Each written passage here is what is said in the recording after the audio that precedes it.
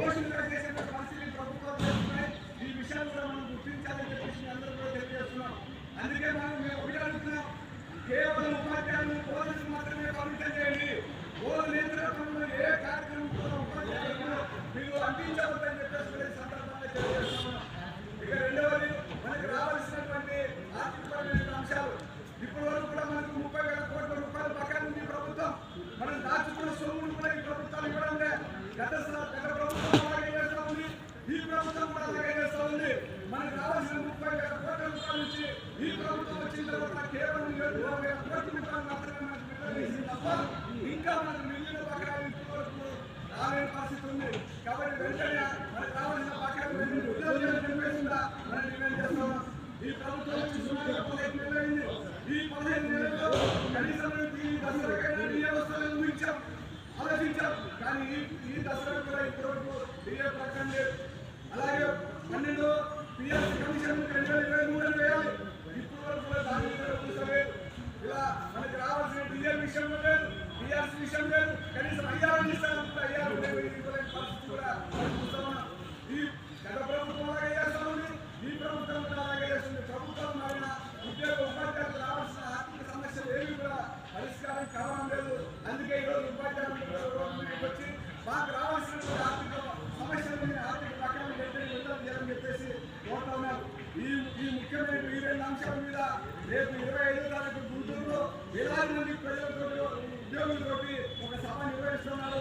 ఆ సభకు మీరందరం కూడా ఆహ్వానిస్తా ఉన్నాం. మీరందరూ కూడా ప్రత్యక్షంగా ఆ పోరాటంలో పాల్గొని విజయవంతం చేయాలని చెప్పేసి అందరూ కూడా విజ్ఞప్తి చేస్తూ ఉన్నాను. ఇప్పుడు ఈ కార్యక్రమం చేసి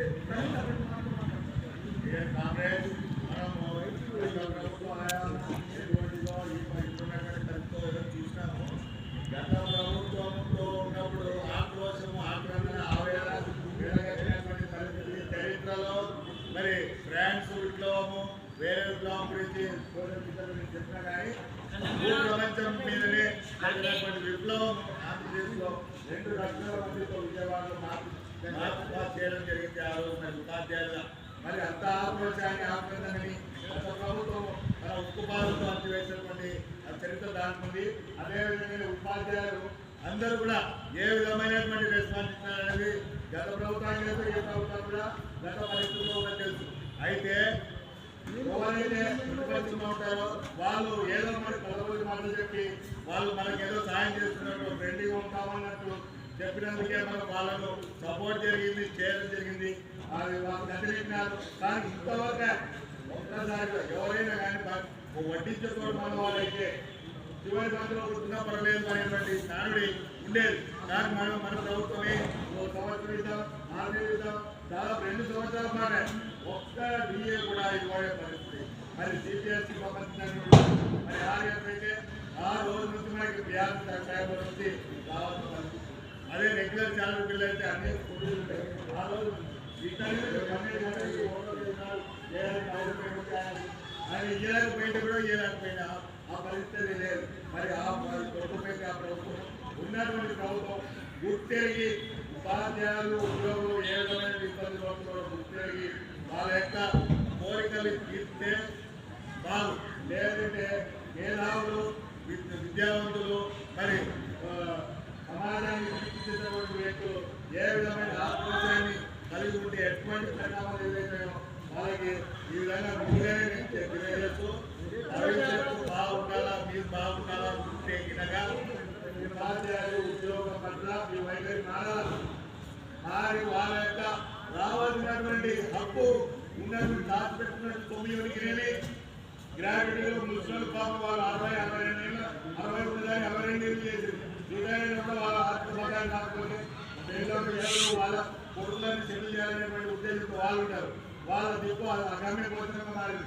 మరి వాళ్ళ ఆత్మగా వాళ్ళ కావాల్సిన గ్రాడ్యుయేట్ రాష్ట్రాలకి మరి ఈ సందర్భంగా అదేవిధంగానే మనకు రావాల్సినటువంటి ఇయర్స్ సర్టిఫికేట్ దాదాపు 4-5 సంవత్సరాల నుంచి పెండింగ్ ఉన్నాయి.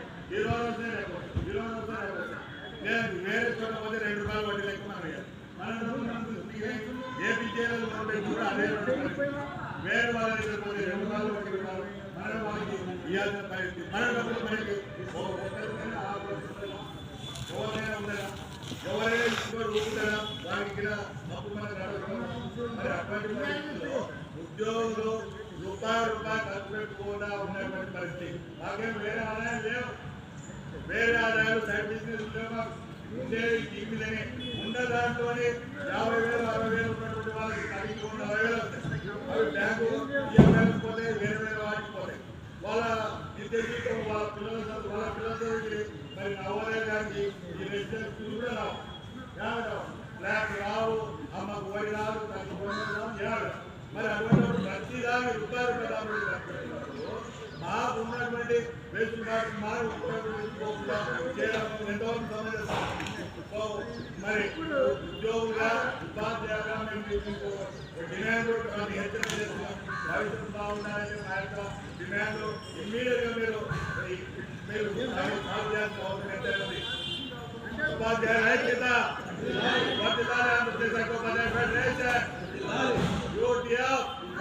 జిందాబాద్ జిందాబాద్. థ్యాంక్ యూ వందన. ఇది నా ఒక్కరి కాదు, చాలా మంది మరి ముఖ్యమైన వాళ్ళు చెప్పలేక ఇబ్బందులు పడుతున్నటువంటి పరిస్థితి. ఇంకా ఒకవేళ అల్లుతో వెయిట్ చేసి